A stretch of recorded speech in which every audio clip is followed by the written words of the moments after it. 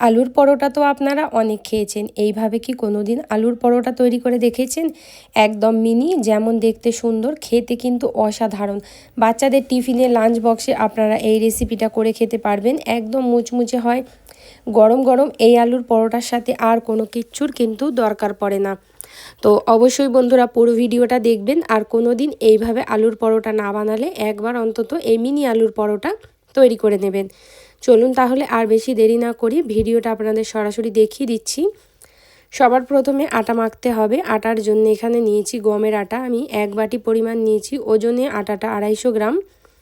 সাথে দিয়ে দেবো 1 চামচ মতো নুন, আপনারা পরিমাণ অনুযায়ী নুনটা ব্যবহার করবেন। তার সাথে দেবো হাফ চামচ মতো জোয়ানটা দিয়ে এবার এর মধ্যে 1 চামচ তেল দিয়ে খুব ভালো করে হালকা হালকা ময়ান দিতে হবে। একদমই সিম্পল পরা ময়ান দিতে হবে, খুব বেশি চেপে চেপে ময়ান না করলেও কিন্তু কোনো রকম দরকার নেই। এবার এর মধ্যে অল্প অল্প করে জল দিয়ে একটা নর্মালি আর সিম্পল ডো আমি তৈরি করে নেবো। যেমন নর্মাল রুটির জন্য ডো তৈরি হয় ঠিক তেমনই কিন্তু ডো আমি এখানে তৈরি করে নেব।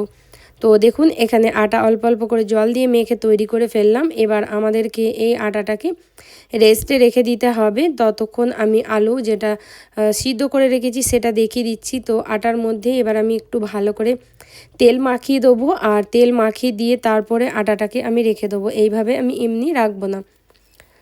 তো জাস্ট এটা 5 মিনিট থেকে 2 মিনিট মতো টাইম লাগে রেস্টে, খুব বেশি রেস্ট রাখার কোনো দরকার নেই। দেখুন এখানে আমি বড় সাইজের 2টো আলু সিদ্ধ করে নিয়েছি। এবার আলুগুলোকে ম্যাশ করে নিতে হবে। আপনারা চাইলে গ্রেটারের সাহায্যে গ্রেটও করে নিতে পারেন। এই ম্যাশারটা যদি আপনারা কিনতে চান আমার চ্যানেলের ডেসক্রিপশান বক্সে দেওয়া থাকবে, সেখান থেকে আপনারা সরাসরি এই ম্যাশারটা কিন্তু কিনে ফেলতে পারবেন। তো সুন্দরভাবে আলুটা হালকা গরম ছিল, আলুটাকে আমি ম্যাশ করে নিয়েছি। এবার এর মধ্যে দিয়ে দেবো একটা গোটা পেঁয়াজ, আর তার সাথে দিয়ে দিচ্ছি এখানে হচ্ছে 1 মুঠো মতো ধনিয়া পাতা কুচি, আর এর সাথে দিয়ে দেবো নুনটা আপনারা আপনাদের পরিমাণ অনুযায়ী ব্যবহার করবেন। সাথে দিয়ে দেবো হাফ চামচ মতো লাল লঙ্কার গুঁড়ো, ঝাল অনুযায়ী আপনারা লাল লঙ্কার গুঁড়োটা কিন্তু এখানে ব্যবহার করবেন। আর একদমই 1 পিঞ্চ মতো দিয়ে দেবো হলুদের গুঁড়ো, আর সাথে দিয়ে দেবো ভাজা জিরের গুঁড়ো একদমই সামান্য পরিমাণ। খুব বেশি এখানে ভাজা জিরে গুঁড়ো দিতে হবে না, আর না দিলেও কোনো রকম অসুবিধা নেই, দিলে এটা একটু বেশি টেস্টি হয়। এবার এখানে দিয়ে দিচ্ছি চাট মশলা, এখানে হাফ চামচ মতো চাট মশলা দিচ্ছি। যদি আপনাদের কাছে চাট মশলা অ্যাভেলেবেল না থাকে তাহলে আপনারা একটা গোটা ম্যাগি মশলার প্যাকেট এখানে ব্যবহার করতে পারেন। তো এখানে আমি ম্যাগি মশলার প্যাকেট একটা গোটা আমি দিয়ে দিচ্ছি। দিয়ে এবারে আলুটাকে খুব ভালো করে এই মশলাগুলোর সাথে আমাকে মাখিয়ে ফেলতে হবে। তো চলুন সবার প্রথমে সুন্দর করে এগুলোকে চটকে চটকে মেখে নিচ্ছি, যাতে মশলার সাথে আলু খুব ভালোভাবে মেখে যায়। তো বন্ধুরা যদি আপনাদের এতক্ষণ ভিডিওটা ভালো লেগে থাকে একটুও, তাহলে অবশ্যই আমার চ্যানেলটা সাবস্ক্রাইব করবেন। ফেসবুক পেজ থেকে দেখলে পেজটাকে অবশ্যই বন্ধুরা ফলো করে নেবেন। এই রকম নতুন নতুন রেসিপি পাওয়ার জন্য আমার চ্যানেলের সাথে অবশ্যই থাকবেন। এই ছোট্ট চ্যানেলটাকে আপনারা সাপোর্ট করবেন। দেখুন আলুটা এখানে মাখা হয়ে গেছে, এবার আলুটা রেখে দিচ্ছি সাইডে। আর আটাটাও রেস্ট হয়ে গেছে সেটা দেখিয়ে দিই। আটাটা কিন্তু আর একটু নরম হয়ে গেছে, দেখুন খুব সুন্দরভাবে। আটাটাকে প্রথমে একটু মাখিয়ে নেবো এরকম করে, দিয়ে এবার এর মধ্যে থেকে লেচি কেটে নেবো। লেচি যেমন আমরা নর্মাল রুটির কাটি তার থেকে কিন্তু মোটা কাটতে হবে, তার থেকে বড় কাটতে হবে। ডবল বললেও চলে, 2টো রুটির মতো আটা একটার মধ্যে নিতে হবে। নিয়ে এরকম বড় বড় সাইজের লই কেটে নিতে হবে। দেখুন এখানে কিন্তু আমাদের লইগুলো কাটা হয়ে গেছে। এবার একটা পিড়ের মধ্যে নিয়ে আমি রুটিটা বেলে নেবো। যেমন নর্মাল রুটি আমরা বেলে নিই ঠিক তেমনই কিন্তু রুটি বেলতে হবে। তো সামান্য শুকনো আটা ছড়িয়ে দিয়ে এখানে একটা বড় সাইজের রুটি পাতলা মতো করে বেলে নিতে হবে।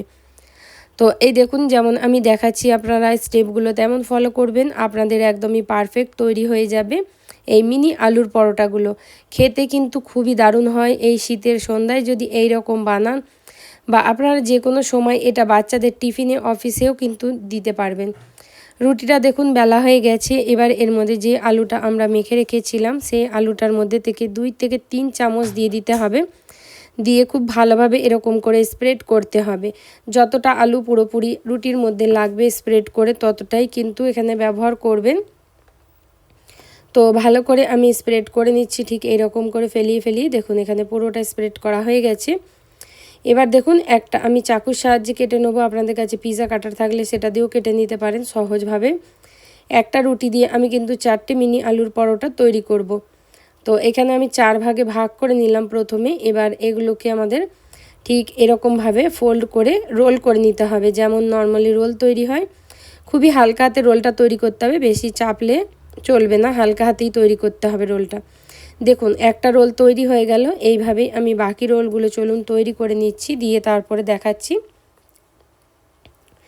সব রোলগুলো মোটামুটি এখানে আমাদের তৈরি হয়ে গেছে। এবার একটাকে নিয়ে আপনাদের হাতের তালুর সাহায্যে কিন্তু এটাকে এরকম করে চেপে দিতে হবে।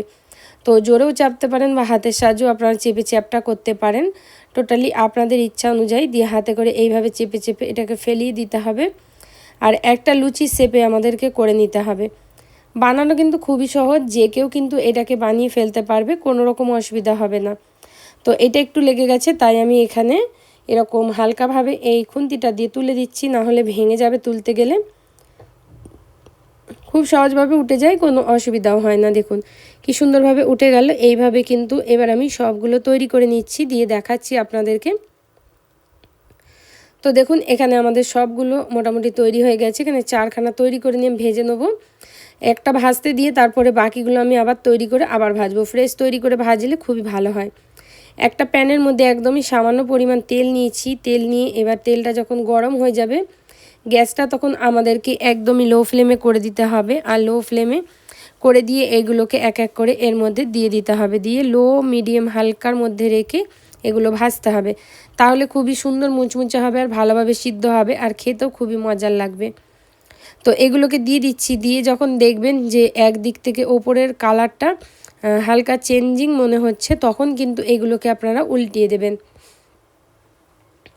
আর এইভাবেই এগুলোকে উল্টিয়ে পাল্টিয়ে আপনাদের ভাজা করে ফেলতে হবে, সুন্দর করে লাল লাল কালার আসা পর্যন্ত। দেখুন এই কালারটা একটু চেঞ্জ হয়েছে বলে উল্টিয়ে দিচ্ছি। দেখুন পিছন থেকে কি সুন্দর লাল হয়ে গেছে হালকা হালকা। তো এইভাবে আমি উল্টিয়ে পাল্টিয়ে পুরো ভেজে নেবো। ভেজে নিয়ে তারপর দেখাচ্ছি। বন্ধুরা, যদি আপনাদের ভিডিওতে এতক্ষণ লাইক না দিয়ে থাকেন, লাইক করে দেবেন। বন্ধুবান্ধবের মধ্যে ভিডিওটা শেয়ার করে চ্যানেলটা সাবস্ক্রাইব করবেন। পেজটাকে অবশ্যই বন্ধুরা ফলো করবেন, আর ভিডিওগুলো একটু বেশি বেশি শেয়ার করে দেবেন। একদমই দেখুন লাল লাল করে পরোটাগুলো ভাজা হয়ে গেছে। এবার আমি এগুলোকে এক এক করে তুলে নেব। এখানে আমি এটার সাথে দইয়ের রায়তা তৈরি করেছিলাম আর টমেটো সস দিয়ে সার্ভ করেছি। আপনারা চাইলে টমেটো সস দিয়েও করতে পারেন, বা কোনো কিছুরই দরকার হয় না, এমনি এমনিও গরম গরম খাওয়া যায়। গরম গরম থাকলে আর কিন্তু কোনো কিছুরই দরকার পড়ে না। দেখুন যেমন দেখতে সুন্দর, খেতে কিন্তু অসাধারণ হয়। বন্ধুরা, তৈরি না করলে আপনারা কিন্তু একদমই বুঝতে পারবেন না। আমি সস দিয়েও খাচ্ছি আর সাথে এটা দিয়েও খাচ্ছি। পুরো ভিডিওটা দেখার জন্য আপনাদের অসংখ্য অসংখ্য ধন্যবাদ।